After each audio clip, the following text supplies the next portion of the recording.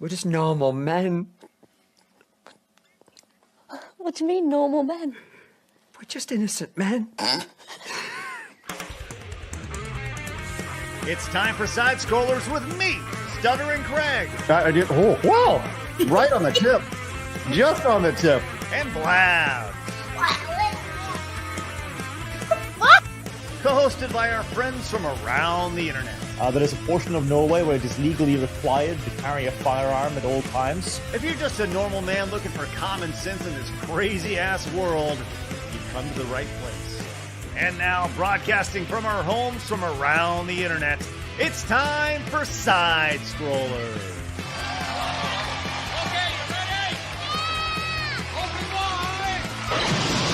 Oh, welcome out to Side Scrollers on YouTube.com and Rumble.com. And most importantly, SideScrollersPlus.com. What's going on, everybody? Hey, happy Friday. It is Finish Strong Friday, friends. We are here and ready to go. I was going to say, Blabs, we are here and we are queer and we are done with it. But here he is. Here she is, Blabs. Yeah, no, not queer, but I'm here, so that's fun. Okay, sounds good. I'm glad you're here, Blabs. Thanks. Is it weird that when I hear we're here, the next thing I think is we're queer? Well, I And mean, then it they says say, a lot "Get about over it." you. I don't actually think that, but you do, so I'm wondering if you need to have a conversation with your wife or not. So, honey, it turns out I'm gay. No. But just growing up in the 90s, you'd hear that chant all the time, for the equal rights stuff. And then it's that social engineering, Blabs. Right.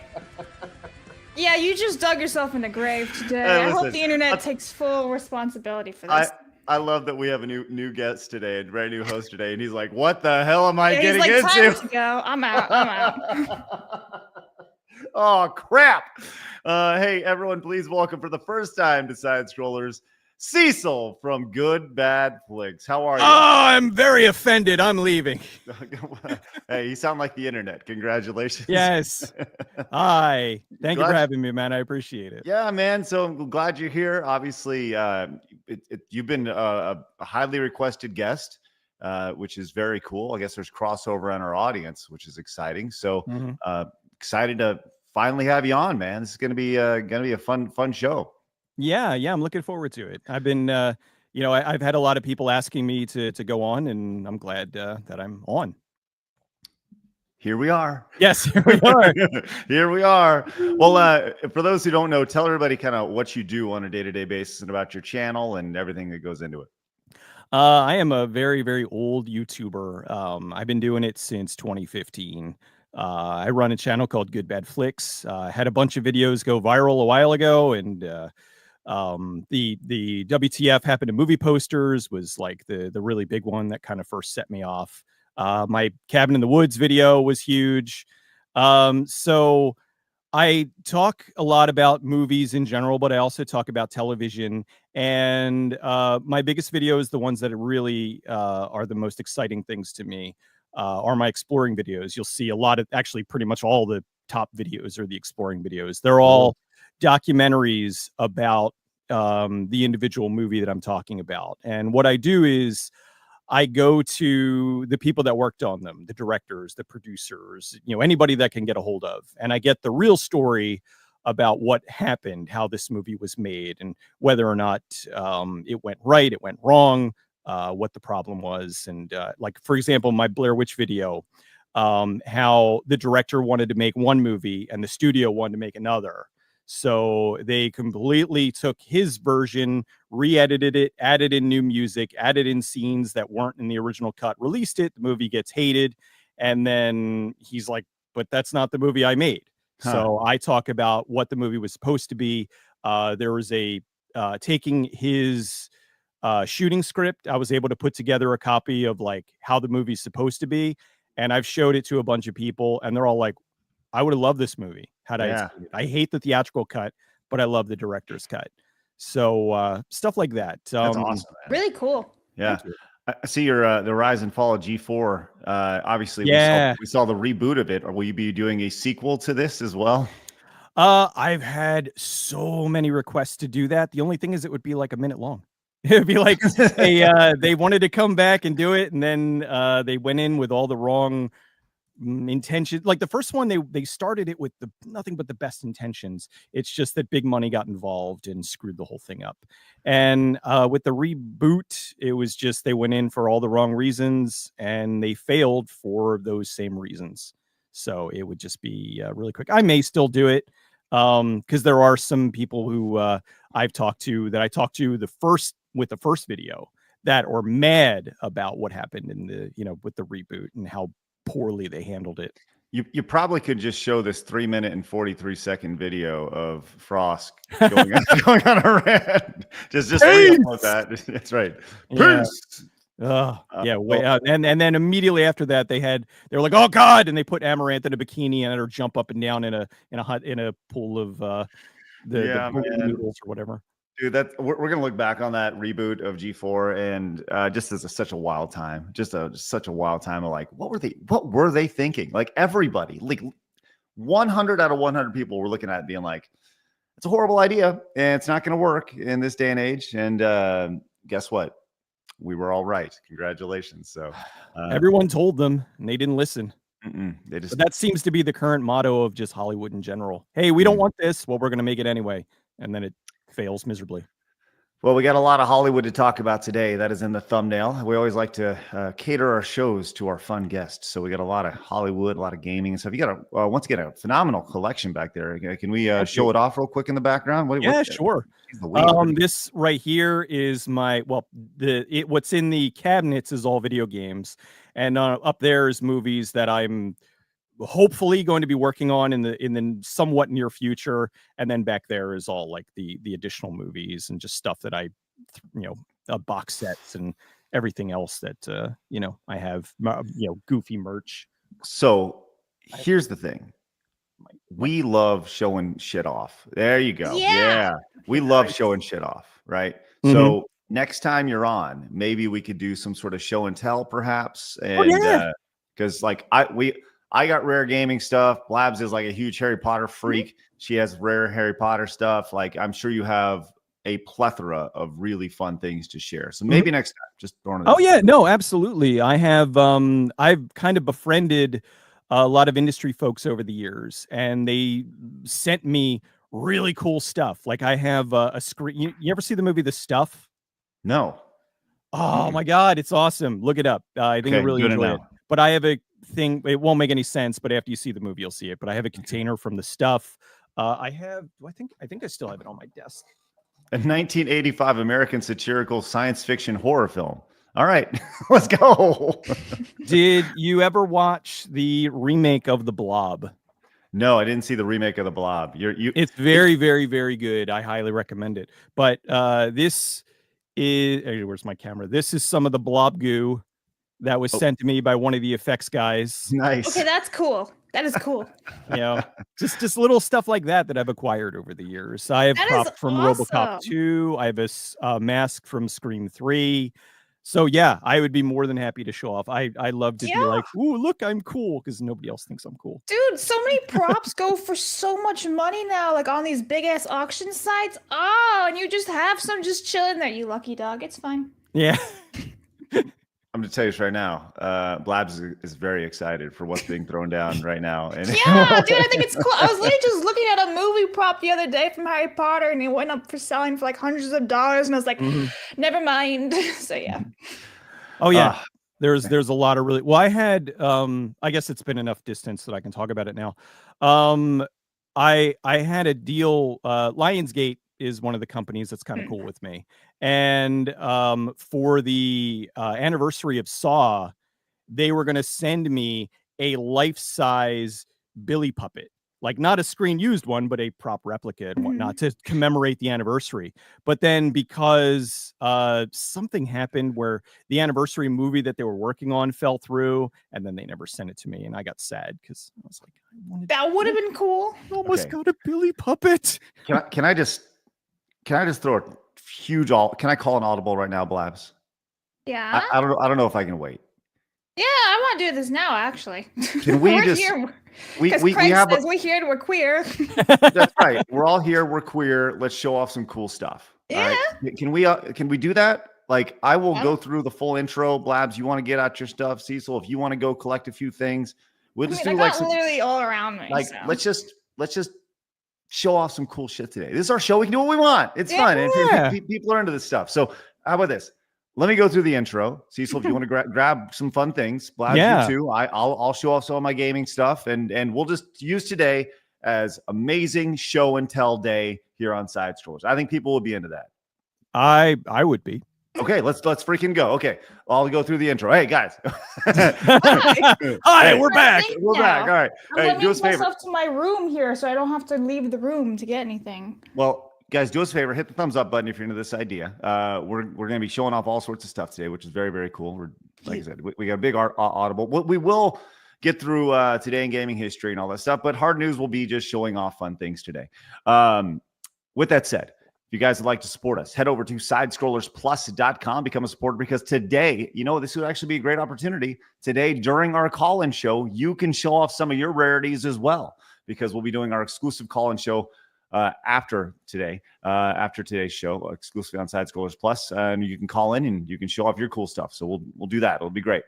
So use promo. Oh, by the way, we are closing in on 500 supporters over at sidescrollersplus.com. If you recall, we are going to be doing our Burn Twitch downstream. Now, Blabs, we have been challenged here. Now, yes, Cecil, I saw. Who would have thought, though? Yeah. So, Cecil, I don't know if you know this, but we do not stream on Twitch because we think Twitch is a half-ass platform, and there's a lot of broken rules over there. It is, but we do have a Twitch we do have a Twitch page, and we have not streamed on it in a while. So when we get to 500 plus members, we're going to do a one-time only stream over on Twitch and do all the things that we can possibly do to get banned, that people have been banned for over the last year or so, all the stupid things people have been banned for. And we're going to try to get banned as fast as we possibly can. That is the Burn Twitch downstream. But I don't know if we can beat what happened yesterday when Kanye West went live, when he got banned within 7 minutes of going live. No. He got banned within 7 minutes. So there's that. So maybe if the stars align, Blabs, maybe we can beat Kanye West. What a statement. What a statement to say in 2025. What timeline? Yeah, I know. It's going to be tough, but either way. So with that said, I am very excited. We put together a promo code that is only active today, right? So use promo code Twitch and get $30 off your entire year over at Side Scrollers Plus. That is promo code Twitch over at sidescrollersplus.com. We are less than 20 supporters away from 500. I want to hit 500 today. So open up that tab, use promo code Twitch. You can log in with your Rumble account. You can make a new account, whatever. There's free accounts as well. But if you want to support, that's the best way to do it. Let's make it happen today. And let's get to that Burn Twitch downstream. Speaking of Twitch, Blaz, we have a bunch of good things. Speaking of Twitch, speaking of Plus, we have a bunch of good things happening over there. Blaz, please fill everybody in. All right. So besides the usual Nerd Duel and Blabs versus, which, by the way, we've done some more Blabs versus behind the scenes, and they are like chef kisses. I think they just get better every time we play. But we also have Side Dishes Heart 8 that was released last Sunday. It's part of our Side Dishes playlist channel, if you will, and we go to all these different restaurants. We try all these different foods. So Heart 8 is a Texas barbecue restaurant that Phoenix, Craig, and I went to. That was a lot of fun. Now this Sunday, we actually have a new video coming out called "We Went to Phoenix's House," which is true because Phoenix was actually born and raised until 3 in Texas. So we found his old house and we literally stood outside and looked at it and everything. And there may or may not have been the original owner there, and maybe there was like a white van at the end of the video. I'm not sure if that actually made it in or not, but yeah, so go check out the Phoenix's video that comes out this Sunday at 3 p.m. Eastern, 2 p.m. Central Time. Excellent. So we got Phoenix's house, we got Heart 8. And of course, there's one more. I kind of made an impromptu post yesterday. I don't even know if you saw that yesterday, Craig, on Plus. So I figured for the Plus members, it'd be fun if you guys got to ask me a whole bunch of questions. And this is only for Plus people. Yeah, no, wait. I did put some terms here. Couldn't be anything Harry Potter because that's my YouTube channel. And it can't be anything really, really personal and weird because the internet. So yeah, if you have questions for me that you want to ask, like the random ass stuff that is appropriate, I will answer it. So I made a post yesterday. It's for Plus members only, and I will be making the video next week, so you guys have ample time to respond and ask questions. Is it called Blabs AMA, like an Ask Me Anything, just with an asterisk? No, it just says Ask Blabs. That's it. That's it. And somebody made me a beautiful Jose Ramirez in a Hogwarts uniform, so I feel like that's my thumbnail right there, ready to go. Excellent. Cecil has no idea what we're talking about right Jose now. Ramirez is my alter ego that I made on LinkedIn, so I don't dox myself whenever I research on LinkedIn. And he is currently a Latino man in San Francisco University. That's right. So he's doing some high caliber journalistic work. Yes, that way I don't dox myself, and it's fun. Yeah. All right. Thank you, Blabs, for your bravery. Once again, use promo code Twitch over at Side Scrollers Plus. Get access to that, and you can ask Blabs anything except for the weird stuff and stuff about Harry Potter. So there you go. Correct. All right. If you're new, hit the subscribe button. Join the 117,000 just normal men who have found common sense in the video game and entertainment space. And let's hit the thumbs up button. We have a big show lined up for you guys. Excited for what we have going on. But as always, we like to start the show with today in video game history. So Blaz, please fill us in on today. We're going in black now, but wait until Monday because I've added frames for Monday. So April 25th, which by the way is my mom's birthday. Happy birthday, Mom. Lost Kingdoms was released in Japan in 1987. Fire Emblem was also released in Japan in 2003. And then I didn't know this game existed, but Area 51 was released in 2005. Yay! Blabs, you're fired. That's what else I knew. You are fired because you missed some ridiculously high-profile Listen, somebody on games. Twitter said I did a good job, so like I prefer that comment over yours. Okay, everyone go on Twitter, let her know how horrible of a job she did, or just say, everybody in the chat, please say, Blabs, you're fired. You're fired. Because today, some noticeable games that I bet Cecil's heard of these games. Noticeable games include River City Ransom for the Nintendo Entertainment System. That's kind of a pretty big game. Yeah, I think it's a little big one. Yeah, kind of a big one you missed out on, Blabs. We had Lost Kingdoms. Disaster Report. I love Disaster Report. Oh, yeah? Well, I'm not familiar with that one. Please tell me more. Oh, it's an earthquake simulator, but it's like a ridiculous earthquake simulator. You're on this island that it's a man-made island, and of course the evil greedy guys are the reason why there's this massive earthquake and the whole thing's falling apart. And the whole game, you're trying to make your way to safety as everything is falling apart around you. Buildings are collapsing, and it is really amazing. They made that. They did Raw Danger, which was the sequel, which was about a flood. And then the third one, Disaster Report 3, was for the PSP, but it only came out in Japan, but it did get an unofficial translation. And then Disaster Report 4 came out on the PS4 a couple years ago. And I love all four of them greatly because I like really weird games. I like Elden Ring and all that. Like they're fine. They're great. But I mean, I like right now I'm playing Wanted Dead, which is awesome. Mm-hmm. And I just like games that are a little bit different because they might be a little bit rough around the edges. They might not have the best graphics. They might even be a little janky, but they're giving you a unique experience as opposed to another open world shooter. That's called charm.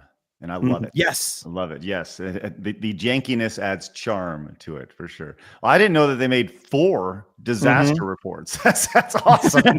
You didn't know there was one, and now you know there's 4. Yeah, I'm not familiar with disaster report, let alone 4. So that's great to hear. Well, I love that it's done well enough to support 3 additional titles in addition to the original. It's now a franchise, which is great. So well, there you go. Maybe you'd also be a fan of Yuppie Psycho, which was released 6 years ago. I've never heard of this game before, but there's that, which is fun. I think I got that on a Humble Bundle. Oh, isn't it amazing how everybody owns like 7,000 games and they play 4 of them? Exactly. Amazing. I just keep finding, I'm like, what am I going to play? I'm going to go play. One of my favorite games is Golden Axe Beast Rider, a game that everybody hated. Whoa, you love that one? Oh, I love that game dearly. Because the thing is, everybody's playing it wrong. Everybody's trying to play it like Devil May Cry. And it's all about counters. There's a system in it called Brutal Counters. And if you play with the brutal counters, it is one of the most fun games like of all time. I love it. I played through it like 10 times. Oh, Golden, it's so much fun. like, But everybody hates it. Yeah, well, yeah, yeah. You're playing it wrong. It's Apparently, I am. But I understand. It's if you don't like it, that's fine. I mean, I'm not one of those. Oh, you like it, you're wrong. Like if you like something, whatever. You know, but this is a game that has always been just a ton of fun with me. Yeah, see, he's playing it wrong. What an idiot. What an idiot. Oh my gosh. See, this is what happens when you give somebody a sword, an open world, and a bunch of enemies. What do you expect them to do? Not like you expect them to attack them or something? Ugh. Right. A while ago, I don't even remember. One of my game anniversaries or one of my YouTube anniversaries, I don't even remember what it was, but like 3-4 years ago, I did a full playthrough of the game and I was like, here's how you play it. And everybody was like, this game looks way better than I thought it was. Cause I was, I mean, I sound so snobby. I'm totally not. Hey, I really like that game and everybody. I love it. I love it. I love it. I love that you're so passionate about Golden Axe Beast Rider for the PlayStation 3. When you say it like that, you make it sound ridiculous. That's half the show. It's okay. Mm-hmm. Another noticeable game that you missed today, Blabs, possibly, well, I think this game actually, no. I was going to say this is almost as old as Sydney Sweeney, as Outrun 2006, where this could actually be inspiration for the upcoming Sydney Sweeney produced movie, Outrun. So then this was awesome. Goody. Outrun 2006. This is super fun. I love the Outrun games. They're great, but a movie? I was saying maybe like Cannonball Run, maybe style, or like Smokey and the Bandit style movie. Okay. Yeah, I get. But I mean, but then just make a well, I guess it's better than making a Cannonball reboot or something.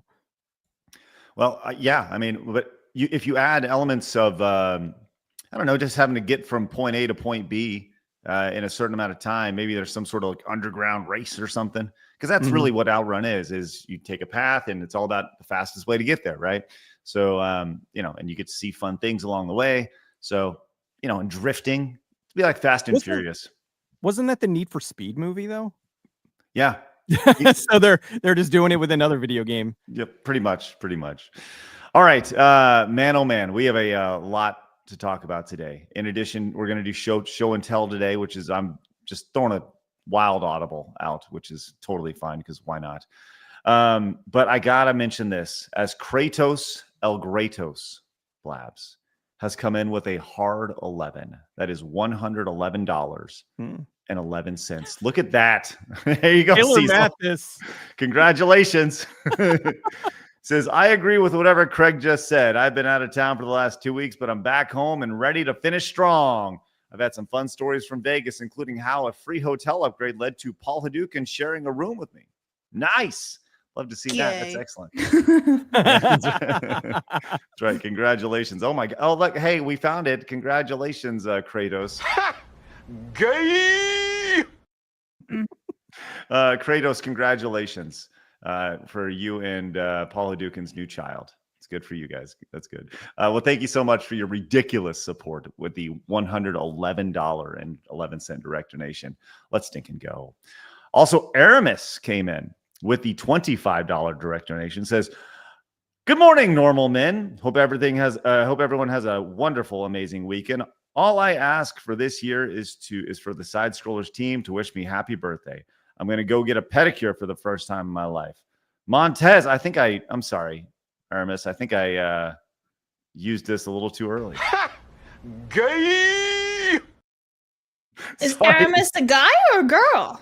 Listen, I'm pretty sure Aramis is whatever Aramis wants to be, Blabs. All right. Well, I mean, like Aramis is the musketeer, right? So like anybody could be Aramis. It's not a real name. Oh man. Unless he's actually, Anyway, happy birthday to you. I hope Aramis, you have a lovely day. And you know what? You've had a pedicure before the female on the panel has, so that's cool.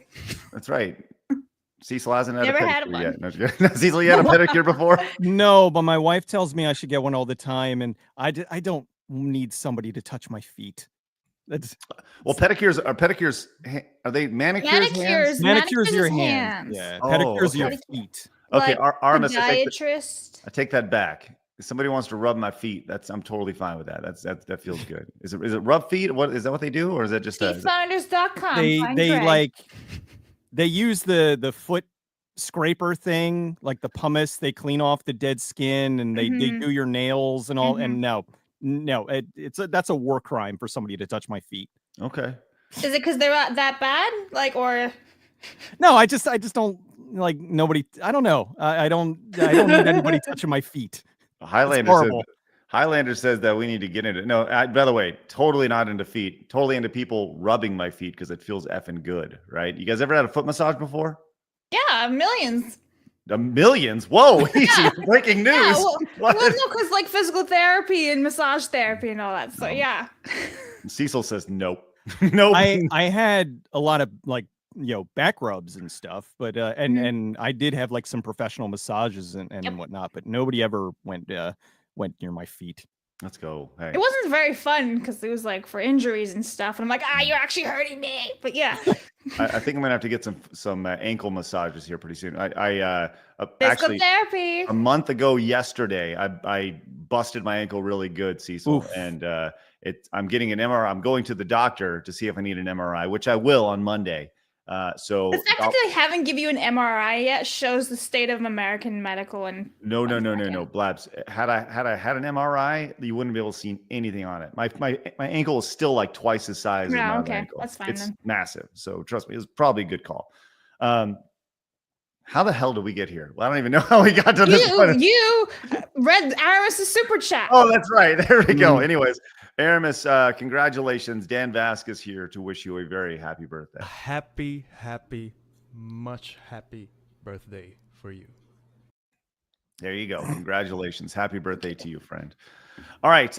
We do have some super chats we'll get to before we get to hard news and some of the quick stories, and then getting into show and tell. Mercenary says, preemptive, you're fired, Blabs. Catching the VOD. Oh, thanks, Mercenary. Appreciate that. Blabs was indeed fired today. Torgo says, the globalists are turning Craig gay, Alex Jones. And Mercenary says, until good, bad, I love his taste in films. Big fan. There you go. Check that out. Thank you so much. Nice. Scamdar says, you should expose Cecil to Kirsha and pass the sounding curse on. No, not going to do that. Nope. Scamdar, not going to do that. Tamamo says, you guys seen Expedition 33?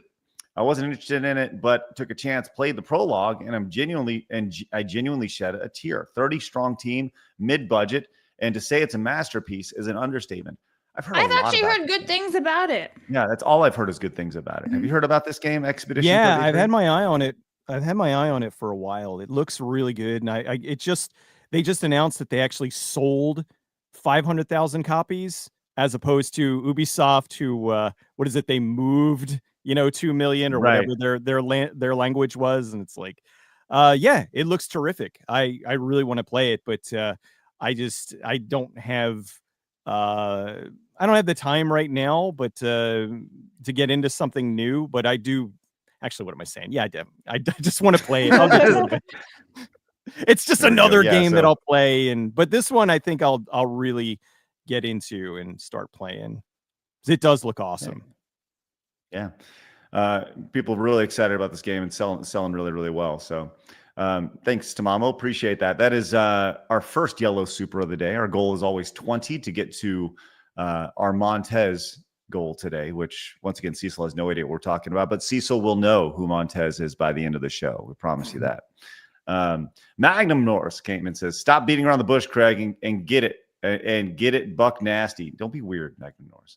Also says, fudge packet code activated. All right. Thank you very much. And give it up for Real Stream Hero 77, who became a Plus member over at SidescrollersPlus.com. We're trying to get to 500 today. Use that promo code TWITCH to get $30 off your annual membership today and today only. L-Dub says, for the Wanted Dead shout out, music and combat as well as the general goofiness is great. One of my best random pickups as of recent times. Yes. Awesome game. Cajun Corey says, what do you call a wizard who's bad at football? Fumbledore. That's good. It's funny. Is it? Yeah, it was funny. It's quirky. Wasp came in with 10, says Area 51 starring David Duchovny, X-Files and Marilyn Manson. It was a bad yet interesting game. I have a question. Who was your first celebrity crush? Mine was Elvira. All right, I got this one. Either Jeremy Sumpter or Hayden Christensen, or even Tom Felton. What about you, Cecil? Do you have a first celebrity crush? Oh, God. Off the top of my head, probably, and this is fairly random, Elizabeth Caton from Friday the 13th, Part 7. Obviously. I am, in case the paleness didn't give it away, I am of Irish heritage. And so I've always had a thing for redheads. And she was a beautiful redhead. I'm looking her up right now. Hang tight.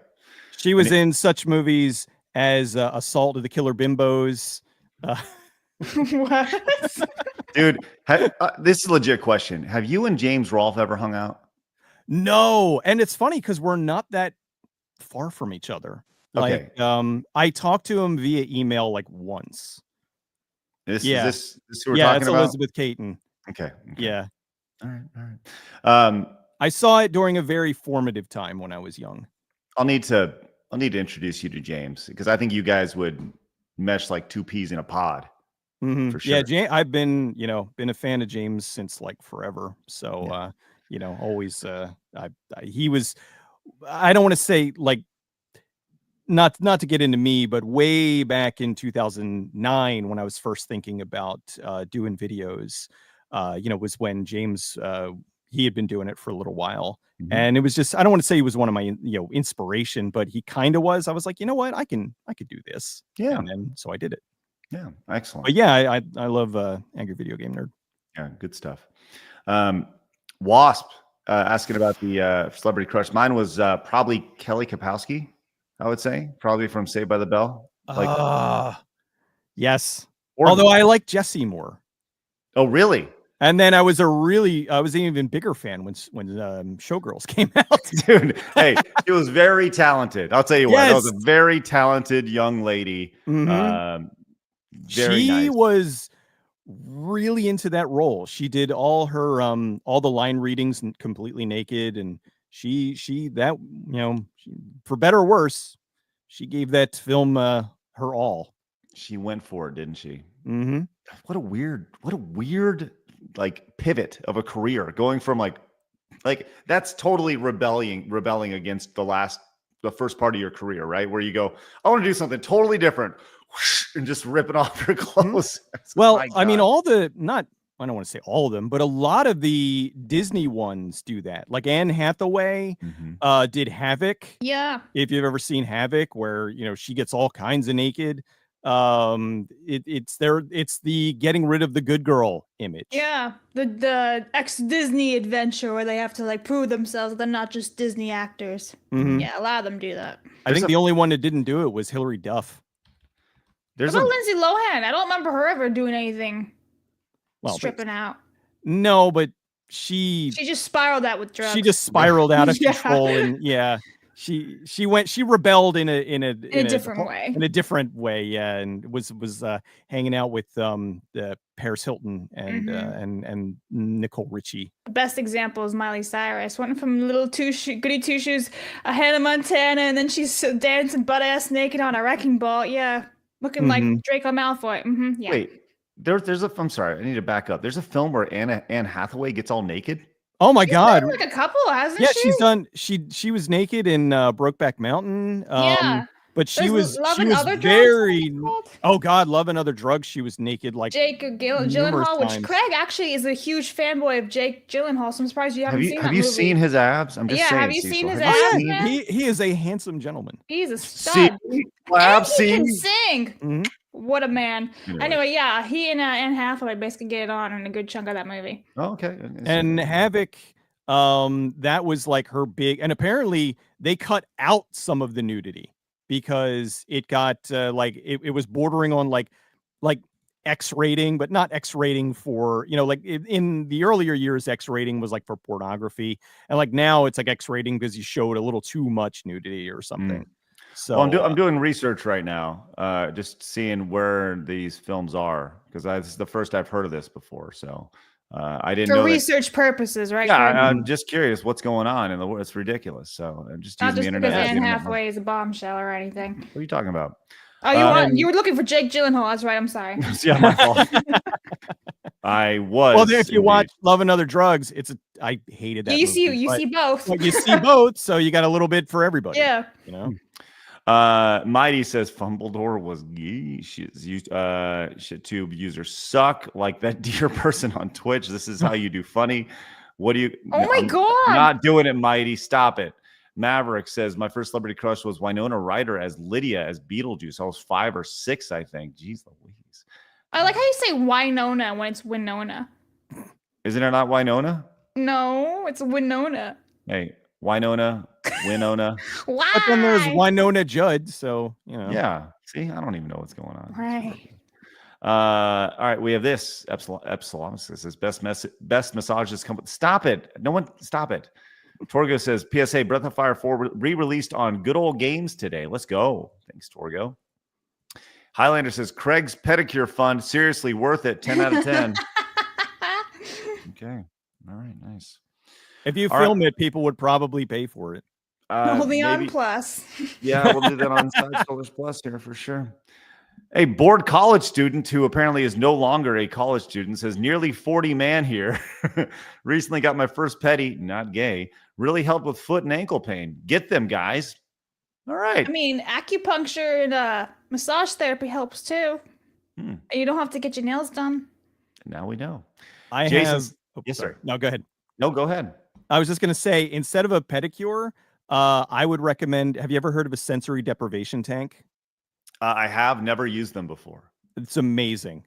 Really? Yeah. You go into this room and it's completely dark. You lay in a pool of salt water. Oh, I saw in the Big Bang Theory. It's like a pod, oh, did they right? do it? Yeah. But it was I saw it from a movie called Altered States. But yeah, it was in the Big Bang Theory, I guess. I feel like it was. I saw it where they go in like a giant black pod, basically. And you lie down and like it closes over you and you just chill in the water. In the one that I went into, it was, I mean, I'm sure there's a lot of different ones. In the one I went to, it was like a big room. And in the middle of the room was a pool. And you got in the pool. It was filled with salt water. And yeah. And it's the same temperature as your skin. And it's soundproofed.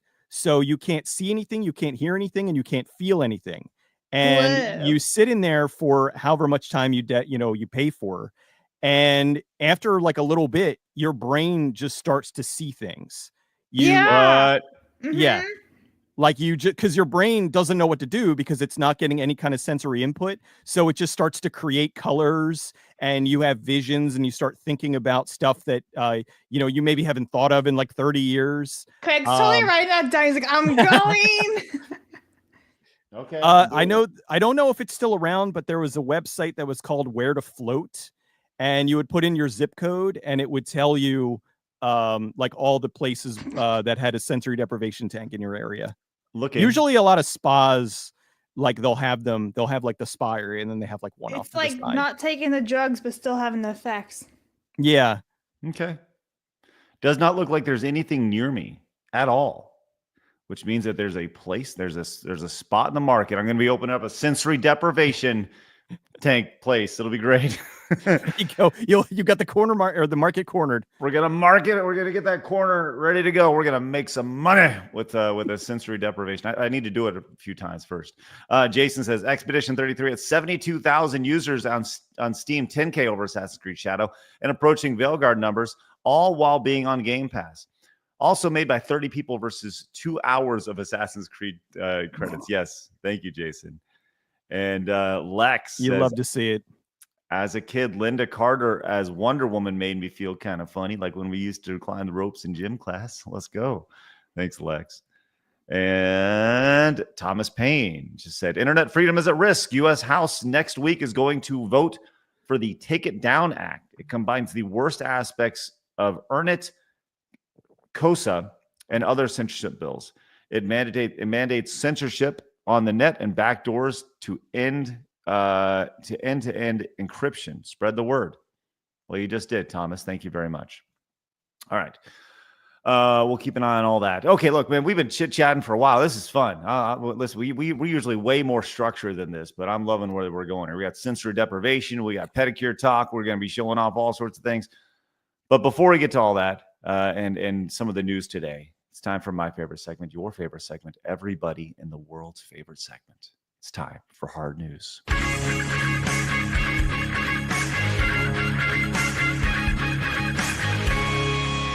Hard news. Now, Blabs, when you make your way back down to Dallas here in a few months, we're going to be shooting a lot of stuff. It sounds like we're going to be shooting a sensory deprivation tank. It sounds like we're going to be going to get pedicures or manicures. Oh, no, we're going to put no, we're not doing that one. Oh, yeah. I mean, listen, you and Phoenix can do that, and I'll be recording it. Well, speaking of Phoenix and things we wanted to do while you're down here, and that was we wanted to do this last time. That was take you to Olive Garden. Yeah, because torture me. Cecil Blabs is an Italian, and so much so that she just starts yelling in Italian sometimes. And yeah, it was great on Call of Duty the other day. I played with 2 other people from Italy. I don't know how we got onto the servers, but it was really funny just talking to them in Italian and losing. So I found this short that I wanted to share. And this is exactly how I envision the experience going, taking Blabs, who is the ultimate snobby Italian when it comes to food. So yes, put your finger up on your nose. Here it is right here. So this is the experience here. So she's Italian. So for our first date, I'm taking her to Olive Garden. Ma in che senso? Dimmi. What? So we'll start with the meatballs parmigiana, please. No, ma dai, ma scusa, metti solo le tartaline e le femmine. No, I don't want that one. Cancel that. Ma what is this? It's lasagna frita. It's actually Italian for fried. No, okay, prima di tutto, this is not a lasagna, okay? Prima di tutto. Secondo, perché è fritta? How is this a breadstick, okay? This is bread. Why is there chicken and shrimp inside my carbonara? Because it's from Italy. No, really? Because you put guanciale and eggs in the carbonara. You don't put chicken. I don't want it. Take it away. Just to check. Yes. So Blabs, do you relate to this first and foremost? Yes, also because I understood everything she was saying too. So what she's saying over and over again. I'm a snobby Italian who doesn't like to eat food. But like it's why the fuck is chicken in carbonara? I don't know, Carbonara is either supposed to be like pancetta or bacon, not chicken. Well, you can see the chat is speaking your language here, Blabs, with the hands in the chat. That's what they're doing. They're all saying things to you in Italian, which is wonderful. The funniest part of it is I actually follow her on Instagram. Her name is Jessica, and she does a whole bunch of reels where she's like living Italian in America because she's originally from Italy. She's basically trying to become an actress or a singer or whatever it is. So she lives in LA. But yeah, she's got all these little bits and funny things, and she like meets other people from like around the world, and they try to like do spoofs. And yeah, but yeah, I actually do relate to her a lot because a lot of people are like, this is Italian. I'm like, I don't know anything about this. Now listen, I was not born in Italy, but I do have Italian citizenship, so foreign born Italian. FBI, what up? Well, let me tell you what I relate to is this guy here at the end. Because did you watch the full video here, Blabs? I don't know if I've seen this video. Oh, okay. Well, this is what I relate to. Well, that was good. In che senso that was good? Vini, ma che schifo, mi presenti che io sto dovrò andare in bagno per 50 anni per riuscire a girare tutto. Pipperi papperi bufferi parmigiane pappardelle tagliatelle. It's me, Mario. Mambo Italiano. We get it. Okay? You're not from here. Cool?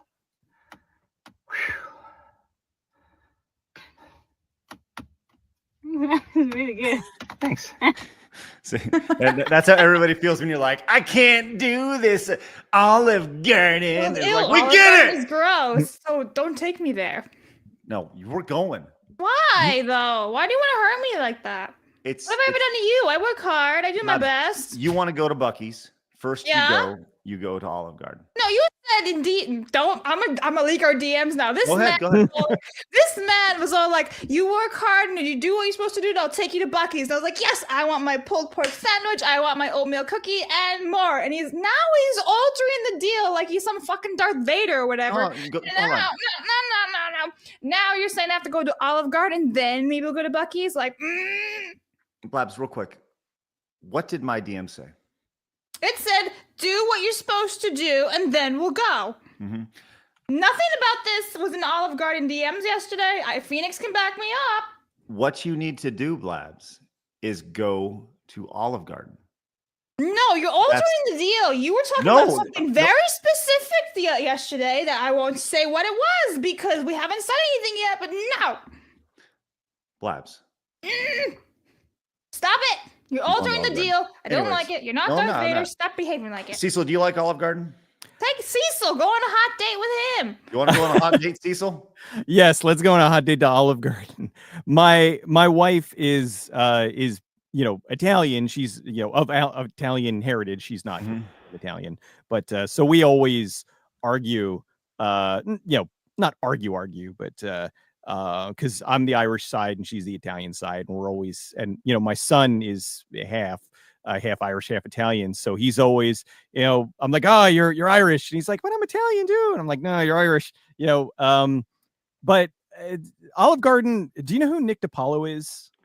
Nick, I'll find out real quick. He's a stand-up comedian, and he's got a whole routine about Olive Garden, and I have to kind of say it in his voice.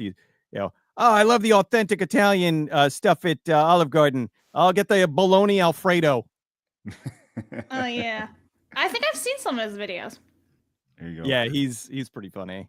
But I'm not. I don't know. I'll go anywhere. See, look, Cecil will go. You guys can film all the content, and I will go to Buc-ee's and I will eat my barbecue. But nobody wants to see Cecil go to Olive Garden. Yeah, nobody wants to see me. Why are you saying that? Why? You're so rude. Listen, with all due respect, listen, I know a man who enjoys breadsticks when I see him. All right, soup, salad, and breadsticks. And sounds very fabulous of you to say that. Listen, Cecil likes his soup, salad, and breadsticks, all you can eat for only $12.99 or whatever it is. All right, I'm gonna tell you this right now. I can tell. Right, Cecil's a normal man over here. Just throwing it out there. The thing is, as I've learned on the internet, people enjoy seeing people doing things that they don't want to do. Correct, Blabs. So that's kind of the thing. Nobody wants to see people going to Olive Garden and having a What if you give me like the worst like stomach ache of my life because you're making me eat like this fake food? Blabs, I'm not like putting like you act poison. like I'm shoveling. You're trying to poison me by taking me to Olive Garden of all places. Olive Garden not like he's trying to send you to Applebee's. Right. That's Come on, true. Blabs. What are we doing? I'm not sending you to America's favorite neighbor, Applebee's. Come on. That's what we're doing. You get all the riblets you want. It's ridiculous. All right. Shit. Well, we'll work. We'll get you there. It's okay. I want a lot of Buc-ee's. If you're gonna make me go, I demand all the Buc-ee's. Yeah, we'll get you Buc-ee's, Blaz, but you got to do the thing first. What is eating at Olive Garden entail? Like, can I just eat a breadstick and be like, I did it? Lay down. I deal with this every day, Cecil. Every day. This is nonstop. Where she wants these ground rules, right? No, we're going to eat a bunch of Italian food at Olive Garden. Sign the contract. There's no the contract. The Olive Garden contract. Lay down the rules. What does this entail? All right, I'll lay the contract down. Let me go and read it for you really quick. You'll eat what we put in front of you. How's that? There it is. I just wrote the contract, Blaz. There it is. I found an amendment to it. There it is right there. Congratulations. That's good. Oh man. What a show. It is Finish Strong Friday, and we are finishing strong, which is great. Let's go. Hey, let's do some movies here with Cecil before we do show and tell here a little bit. We talked about this during Today in Gaming History. Sydney Sweeney is going to be in the Outrun movie, or she's going to be producing the Outrun movie. But now we can tie this back into more video games, as Sydney Sweeney has been cast apparently in the live action movie of the recent hit Split Fiction. Have you seen Split Fiction, the game here? Yeah, I watched a bunch of people were streaming it on Twitch and were just really having a good time, and it looked fun. I probably eventually I might get it and play with my son, but right now he's kind of gotten out of playing multiplayer games. He just wants to play single player games. So, I'm like, okay, cool. But I might get that eventually and we'll play together, but it looks genuinely fun. It looks like it's actually well made, and everybody I've seen playing it seems to be having a great time. So I don't know how, I guess I could see how that. Well, we could be, Sydney Sweeney is, oh, good. No, I I'm was trying just to delay. Yeah, no, I don't know, but maybe some. Yeah, I'm gonna reset. Hang tight. I looked at a video on YouTube. It screwed everything up. I'll be right back. Anyway, go on, Cecil. Sorry. Oh no, I was like, did I say something wrong? No. It's Craig is a boomer, and anytime he looks at a video on YouTube, it like he gets lagged behind. There he is. Oh, There. hi. How dare I look at a video on YouTube? It was probably how to get a pedicure. It's fine. That's the other tab that's open over here, Blabs. All right, just relax. Anyways, so yeah, but here's the thing: Split Fiction like just released, like it just came out. I think 4 months ago, and they're already planning a movie for this. I don't know, Well, Stephen King sold the rights to Christine before he even started the movie rights to Christine before he even started writing it. Wow. Well, that's Stephen King though, right? Yeah, but think back to that. He wasn't Stephen King now. You know, this is Stephen King 30 plus years ago. Yeah. So they were all in. So I think anymore, studios just see this, hey, here's this thing. It's a big deal. Let's jump on it, because everything anymore, it doesn't seem that we're getting a lot of new stuff. It's all adaptations or remakes or reboots, which is really frustrating because it's boring. Because they're always they're never, I don't want to say they're never good. 98% of the time, they're not good. Well, that ties in perfectly to our next story here, as we have the Lilo and Stitch remake. Which, Blabs, do you have your hat? There it is. Yes. Thank you, Blabs. You can tell us about this. Apparently, this is our first look at. Well, Blabs, first and foremost, you are not on board with this. I was never on board with this remake. When they announced it, I was like, oh man, because everything else that they've been making has been absolute shit. So I didn't want it, and I really like Lilo and Stitch, hence the hat. Well, yeah, I would say you're in the minority here. I actually think that most people are looking forward to this. They are, sadly. Yeah. But we saw, who are these characters? Jumba and Pleakley? Yeah, so those are the two guys that are sent to Hawaii to go and get Stitch and bring him back, right? They're supposed to be like, or exterminate him, really, and remove him from Hawaii. So they're really funny. They're like comedy relief in the original movies and even in the TV shows. And now they've gotten changed them, and I guess it was for CGI purposes or disguising, because at one point they disguised themselves as women, basically, which I have a photo of it on my timeline. I had put it in the doc, I think. But yeah, they were supposed to be women. It was supposed to be really comedic, but now it's just two dudes looking normal, and it does not work. You cannot just recreate something live action from originally animation. It just does not work sometimes, and I don't know why these studios just can't understand it. From anime to Disney animation, they just do not work live action. Leave them as the medium that they were, because oftentimes they just do not work. Whatever it is, from casting choices to outfit wearing or whatever, what was that show, Cowboy Bebop, where they changed what's her face's name, the outfit, and everyone's like, oh my god, you changed the outfit, and she's like, well, I couldn't move around in it, sorry, it was a skimpy thing, and it was a shit show, right? Everything, so just leave it alone. Not that hard to do. Make something new, but no, you lazy fucks. So how do you really feel about it, Blabs? Yeah. Cecil, what are your thoughts on specifically remakes of Disney movies and more so Lilo and Stitch? It's lazy. And Disney said a while ago, I believe it was Beauty and the Beast was the first live action movie that they made from Cinderella, 2015. Cinderella. Yeah, Cinderella. Okay. Mm-hmm. Well, I think it was. That one was decent, actually. It was unnecessary, but it was okay. Okay. But I think it was then Beauty and the Beast was the first one that made serious bank. And I think it was $1 billion. Because after that was when they announced that they were going to do live action adaptations of their entire catalog.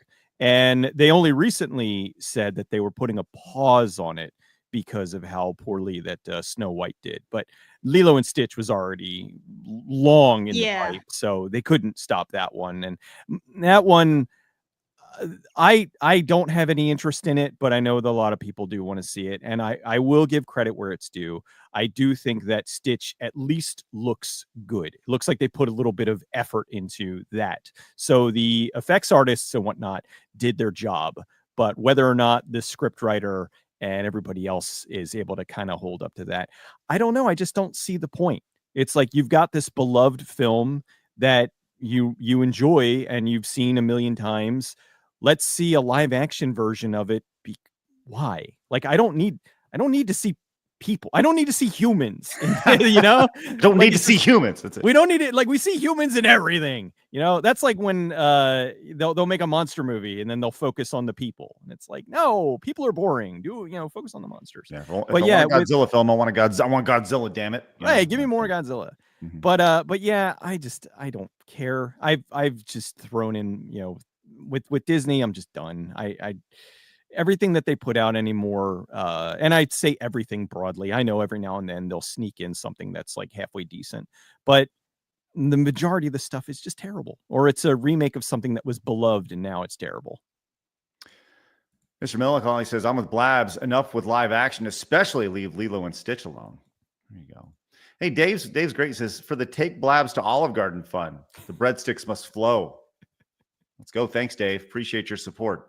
Risk Video says, Blabs, how can you have your Buc-ee's if you don't eat your Olive Garden? That's a reference right there. That's a movie reference right there, or a song reference. In my opinion, getting paid to eat microwave pasta isn't the worst position to be in. I do it for free. Montez. There you go, Blabs. I just have standards. That's all. I sat through a marathon of the entire Twilight series for money. Wow. Yeah. I actually managed not to watch Twilight until the age of like 25. I completely ignored it all my childhood because it came out when I was in middle school and high school. And I was like, fuck that. No thanks. No thanks. And then I was really bored one day and I was like, I'm going to do this. And I was 25 and I was like, this is shit. See, this is what Cecil, I'm sorry to interrupt. This is what Blabs does, is she hides behind standards. Right? She goes, I have standards. For food? You bet your ass I do. Oh, really? What about Cecil? She's never seen an Arnold Schwarzenegger movie, and she refuses I said to food. because she has standards. Well, first of all, you're lying. I have seen Arnold Schwarzenegger movie. You just pretend like I haven't. You've seen singular Arnold Schwarzenegger movie. That's which at least more what? than Which what is you're what? saying. Which is what? I've seen the stupid ass Jingle All the Way. Okay, so of all the movies, right? It's like, and I've seen bits and pieces of other movies. I just can't remember them because I was a kid. Hasn't seen Predator, hasn't seen Last Action Hero, hasn't You've only seen seen Running Star Man, Wars once. hasn't seen Commando, hasn't seen Conan. You only saw Lord of the Rings when he was 42 years old. By the way, this game too, bro. As the resident Lord of the Rings expert who has seen the films most recently, I can speak to them. I wish you could speak to being an Arnold Schwarzenegger viewer like I am. So I'm just saying that will happen. You can't even name the Hobbits. As I was saying, Arnold Schwarzenegger movies. They're the Teletubbies. This is important stuff. We need to get you to do it. All right. I enjoyed my experience watching Lord of the Rings. All right? I just didn't engulf myself in the whole Lord of the Rings culture. Right. I'm just saying. Name the Hobbits, Craig. Arnold Schwarzenegger, Danny DeVito. And look, just you need to see these movies. Go see Twins. It's a fun movie. These are all great movies that you should see, Blabs. Okay. Anyways, hey, Blabs Trans Hat is back. The ending of Harry Potter, and yes, it's me again. Look at that. I've seen the beginning and end of Harry Potter. Yeah, Cecil. like what? I've only seen the first Harry Potter. How dare. See, here's the thing. I've seen the opening sequence of Harry Potter, and I saw the end of it. What the hell else do I need to know? I know how it begins and ends. Like, what? I've seen everything I need to know. So what do you, whatever. Honey Badger says, Craig, go on the next Tuesday Night's Main Event and call out Dan Bass for being gay and ghosting you. If he's on, is he on Tuesday Night's Main Event every Tuesday still? Yeah, I will. And I'm going to get pissed at him. Joey says, first celebrity crush was Lucy Lawless and Xena, Warrior Princess. Let's go, Joey. I liked Callisto better. She was the evil Xena. You got that dark side in you, don't you? Yeah. Tim Prince. Oh yeah. GoodBadFlicks on side scrollers. Hail. Let's go, Tim. Thank you, Tim. Kratos O'Grato says, how about another category on Plus called side hustlers, where you do random business like sensory deprivation take place? There you go. See, now we're talking. I like that, Kratos. Kladik says, taking Italians to lunch is the worst. Complaining. Like a consequest, fa schifo. Hey, one of my people, Lord of the Rings nerd 97 says, what's up, Craig? Why are you gay? Blabs, what's your favorite Harry Potter book? Mine's Half-Blood Prince. For the panel, your favorite fantasy movie.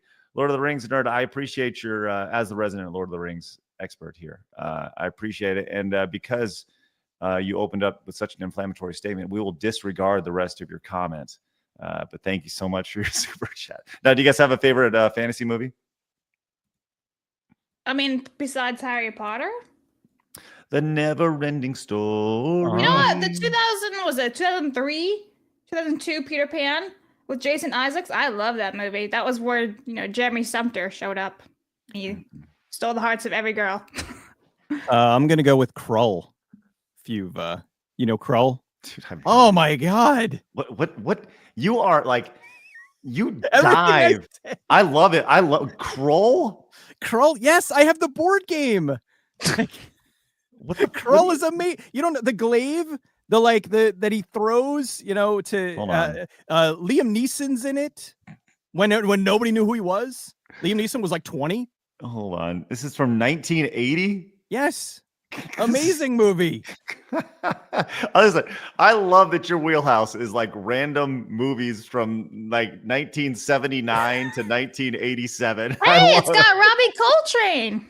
Let's go. That's awesome. It was a huge deal when it came out. It was it was going to be like the fantasy version of Star Wars, and it bombed, but I love it dearly because I like weird stuff. I've made a job out of liking weird stuff. Yeah, dude. I love that you've done that. That's great. Liam Neeson.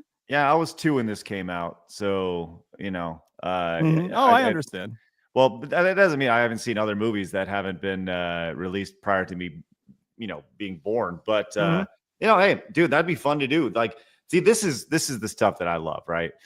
Talking to people who know stuff that I have know nothing about, right? They like these movies that like a bomb. I don't know box office bombs from 1983. Sorry, but that doesn't mean I wouldn't be open to watching them, like someone else here on this panel. I just don't want to watch Terminator bullshit, Arnold Schwarzenegger. I'm down to watch maybe other stuff that is not like super violent. Blabs, Terminator's like it's not even violent. No, I just don't want to do it because of Arnold Schwarzenegger at this point. Fuck that guy. It's suspenseful. Blabs. Listen, I'd rather go watch Back to the Future. That'd be fun. Let's do that. We'll listen to Alan Silvestri. Yeah. Master Gawa says sensory deprivation worked for 11 in Stranger Things. Also, Oblivion Remaster is disappointing because the characters are so ugly it could be called a Toontown. I don't think the game has any females. Thank you, Master Gawa. Appreciate that. Commodore fan says, words from experience, Craig, from dating a half Italian woman. Don't take Blabs to Olive Garden. You'll never hear the end of it. That's the idea. Rolgar says, counter off Corky feed, a Norwegian the fuck Italian. Okay. So are you telling that we should? I have no idea what you just said. Thank you. Board College student says this account was created 15 years ago. Well, thank you. Appreciate that. Yes, near 40. Mighty Gaiman says, stand strong, Blabs. F Olive Garden. No self-respecting Italian eats their bagged food. Forza Zuri. I agree. Shut up, Mighty. Reese came in and says, whenever I can make the pilgrimage to Texas, I'll go to Olive Garden with you. See, Reese, you know what's up. See, Phil Reese going for content. Blabs, with all due respect to Reese. Reese, I love you, but nobody cares if you want to torture me. It's mean. Yes, that's the idea. Joey says, Blabs, watch True Lies and Terminator 2. Those are Arnie's best movie. Predator as well. I'd rather watch Kindergarten Cop. The whole idea of watching Kindergarten Cop, it's the opposite of what Arnold Schwarzenegger has done. That's the whole idea of it. Is he's a hard-ass, manly, testosterone-driven man, and then he's a kindergarten teacher. And that's the fun of it. Did you ever see La Totale? Or it might be La... No! That was the original. That was the original True Lies. True Lies is a remake of La Totale. Okay. So it's actually really good, but it's not as big as. I mean, I love the James Cameron Arnold Schwarzenegger version, but it's just kind of neat to see what the original movie was. Yeah, I see that 1991 French spy comedy film. All right, yeah, it was remade only 3 years later. Obviously, you mentioned True Lies, but yeah, 3 years later. So it was like one of those reality shows that gets ported over to different countries, like, so you think you can dance, Germany, right? You know? Is do their version of it, Right, or like I think Taxi got remade like what, a year or two later, with Queen Latifah and Jimmy Fallon, because everybody was beating down the door to watch them two collaborate. Everybody wanted that one so bad. Everybody yes. wanted that one. Oof. Hypernauts came in letting us know that it's Frodo, Bilbo, Pippin, Merry, and Samwise Gamgee. You're welcome, Craig. Lol. Blabs, watch Kindergarten Cop if you don't want a violent Arnie movie. It's a fun one. Also, your hat is super cute. Thank you. Take that off. Take that, Craig. And Deacons became a Plus member over at SidescrollersPlus.com. Use the promo code Twitch today and only. We're only using that today. You get $30 off your annual membership. Thank you very much for your support over there. We're closing in on that 500, baby. We're gonna do it. All right. I got it. Before we get to show and tell, I have one more quick news story here. We talked about remakes and such, and we actually have some good news because one of my favorite. I didn't even know this was like a Marvel movie or a comic book movie when it came out, but there's been talk of a Blade remake, Cecil, and apparently it's not looking good, which I think is good news. Oh, it's great news. Yes. No, like just bring Wesley back. If let him do a real Blade 3. Like put it together, like give him a swan song for Blade, because Blade 3 isn't it. Like let him, do a real version. Because but I mean, was it Marshala Ali was they were bringing him, and it's like, but he had to be trained how to do like martial arts. It's like Wesley Snipes is already like a multiple degree black belt. Dude's amazing. Like, and he still looks incredible. Bring him back. Let him do one more. I'm sure he'd be more than happy to do it. Well, so here's the problem with that is that Wesley Snipes, at the age of, he was 34 when he did the first Blade movie, and now he's 62. So I don't know if Blade's going to be busting that ass as he's closing in on Social Security. You know what I mean? I don't know, man. I've seen some badass 62-year-olds. There have been some good action films. I would say, obviously, Stallone is still doing them. And Stallone that's true. Like late 70s. Mm-hmm. Yeah. I watched the last Rambo, the one that he did where he was like at home on a farm in Arizona or whatever. Did you see that one? Yeah. It's pretty good. I watched that one recently while really violent, which was awesome. Yeah. Like the irony of like the Rambo in like 2006, where he just mowed down like 700 people in the film. I remember seeing a comparison for that film where it had like exponentially more death in that movie than the first few movies combined. He killed like 4 guys in the first movie, 6 in the second, and then like by the time it got to the remake in 2006, it like the body count on it was like 387 people. It was just mowing down people with his gun. He just went bonkers for whatever reason. Oh, that's good stuff. Yes. All right. So anyways, Blade looking like it's not going to be remade. Blade's movie gets another extremely disappointing update. Maybe it'll come around, but I doubt it right here. So this is from the Flying Lotus, a producer, filmmaker, and DJ and rapper. Says, I guess we're so far from it being a possibility, but now, I was signed on to write the music for the new Blade before it fell through. Maybe it'll come around again, but I would doubt it. So that's interesting, and the music in Blade, the original Blade was really important, specifically like that first scene where they're in the meat locker and there's that boom, boom, boom, boom, boom, boom, that techno going on.